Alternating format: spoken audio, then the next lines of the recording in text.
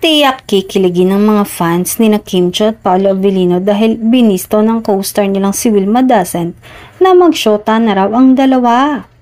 Sila na ang bulong ni Wilma kay entertainment reporter MJ Felipe nang bumisita ang huli sa set ng My Love Will Make You Disappear kamakailan.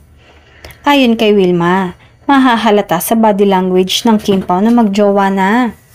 Sa edad ko ba namang to, maluloko nyo kung mga kabataan, hindi na. Body language, hindi mo na kailangan magsalita. Titingnan mo lang yung mga tinginan, ganon.